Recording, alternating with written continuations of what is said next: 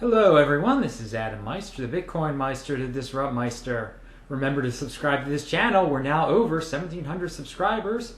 Share this video, like this video, just spread the word, retweet it, do all those cool things. Check out the notes section below. We have important links that you should read that deal with the content of what I'm about to say. I want to thank the people who've sent Vcash and Ethereum Classic to me lately. That's very nice. I'm not exactly sure when I got these. Sorry if it's been a couple days and I forgot to say thanks. So I want to share a tweet with you. So check out the notes section below. It's about the indefinite stalemate that SegWit and the hard fork are bringing to Bitcoin, and it's a very good tweet. I think you should all read it. To me, it shows the greatness of Bitcoin, and I think that's what this person, who is this person, anybody, Mr. Hodl or Hold, whatever you want to call him, was trying to share that, yeah, it's hard to change Bitcoin. And if people think, by saying we're gonna not do this SegWit, segregated witness, which is a soft fork, because you won't let us do the hard fork, they're not actually hurting anyone. It's supposed to be hard to change Bitcoin in any way. Soft fork, hard fork, you're not supposed to rush into things. So if things just say status quo, it's just a strength of Bitcoin.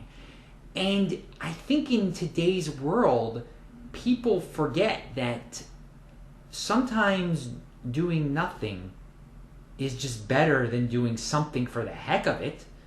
Everyone wants to do something for the heck of it. When the way the U.S. government was created was to have gridlock, not to do a lot of things. It was supposed to be hard to get things passed.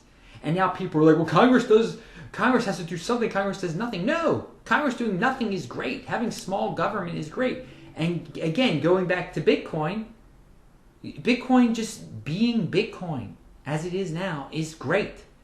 People want stability. They don't want to invest thousands of dollars into something that might split into two Bitcoins, to have an Ethereum type of experience. People don't want to real investors with millions of dollars like things staying the same, and don't like radical change or anything even close to radical change. Now, like small unanimously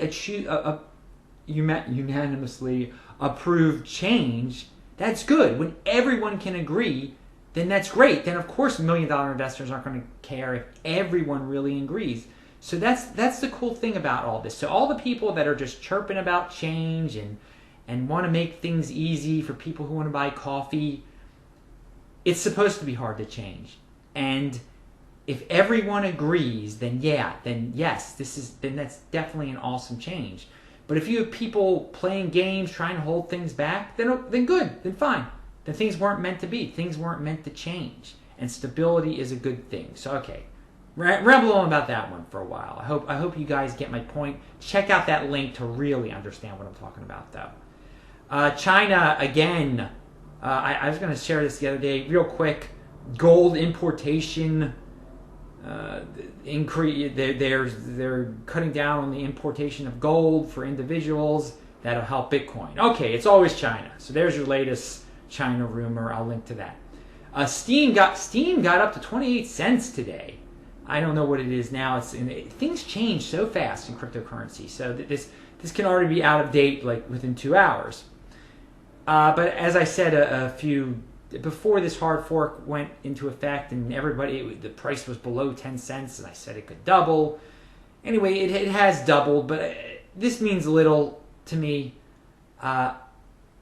It could go back down to 15 cents in 2 seconds. So, but my point is the community, and I've been saying this over and over again. I was down on Steemit for a while because of just how it had become a total infomercial for it. The content was horrible. But when I met the people in Africa, when I saw the interest, when I saw that the community could take over, I believe that if communities take over, if individuals use it for cool things, and I hope I can use it for some cool things, that it has potential. that the people in charge of it, the founders, they're not good managers of it. And I've said that before. But that doesn't mean that Steemit cannot survive. Steemit, the site. Who knows what will happen to the cryptocurrency Steem? I am not an I don't go buy Steem. Again, I still stick with that. But the Steem that a lot of us have is in Steem Power because we post on the site. There's nothing to lose by posting on the site.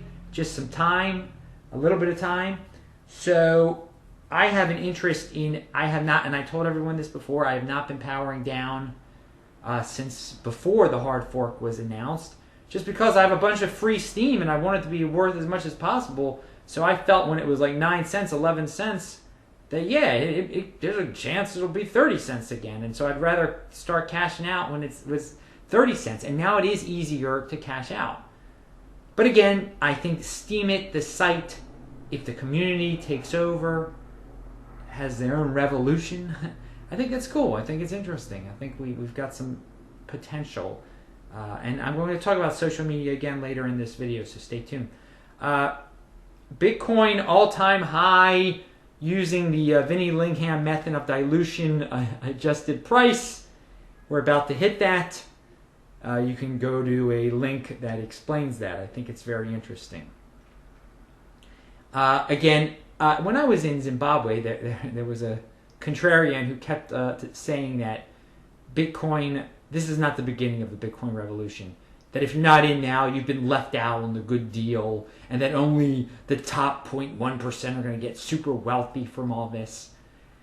I made a video about this a year ago, and I will link to the 100 rich list Bitcoin addresses again. If people end up with double-digit Bitcoin, and it's not hard to do, and I know not everyone has $7,000, $8,000 that they can blow right now, $10,000 on Bitcoin. If you do, you're part of the Bitcoin elite, okay? You're part of the Bitcoin upper class. Look at the link that I provide. There are not that many addresses that compared to how many addresses are out there now and how much Bitcoin is floating around there now, and the future demand where people are only going to be able to buy 0.1 and 0.01. If you have 12 now, I mean, you're already in like the top 10% or so. I don't know the exact numbers. But you can see where this is going. And again, some people own multiple addresses. So we're just talking about addresses here.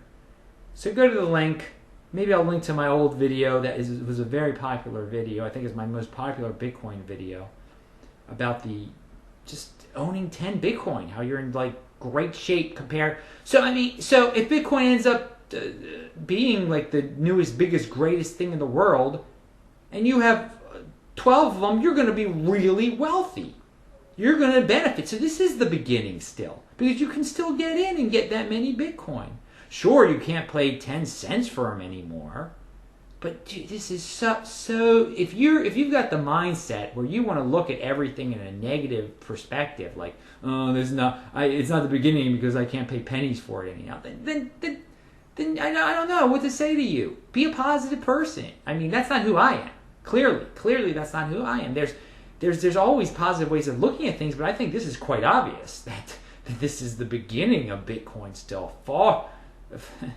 I mean, it is way the beginning. And I know Lorian Gamaroff and I have had long discussions about this. He's excited too. And Lorian's been in it a lot longer than I have.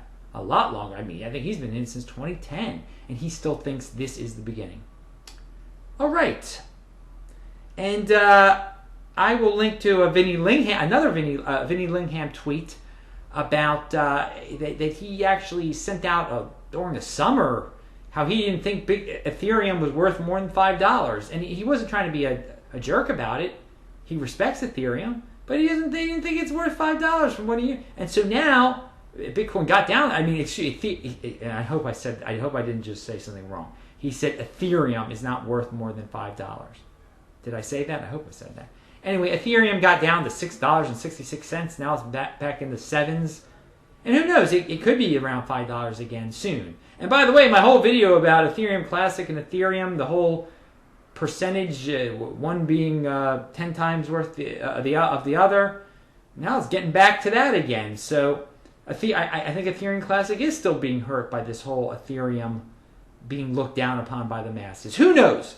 Who knows? I admit when I'm wrong. I might be wrong. The whole video from yesterday might be wrong. But this is why you have to do your own research. Get these ideas in your head at least.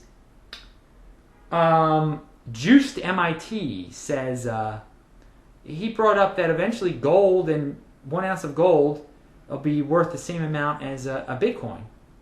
Or Bitcoin will be worth the whatever 1 ounce of gold is. I don't even know what that is now. But that will and the point, and he's a commenter in my comment section. And I thought it was great. I mean, it'll bring a lot of it. When that happens, when Bitcoin equals 1 ounce of gold, it'll be all over the mainstream financial news. Maybe Peter Schiff will bring it up. Who knows? Who knows? It'll be good attention. Finally, I said I'd bring up social media again. And I just learned today about this thing called Gab, which is like a Twitter competitor, but it doesn't censor people. Because Twitter's been kicking people off, and I'm a social media type of guy. I think it works for certain things. And in terms of promotion, I don't think you should waste all your time on it. But so I tried to sign up for Gab. My God, they have like a huge waiting list. So I thought I would tell everyone about it. Maybe we'll all meet on there. Maybe I'll be talking about my Gab address soon enough. I'm Adam Meister, the BitcoinMeister. Gab away.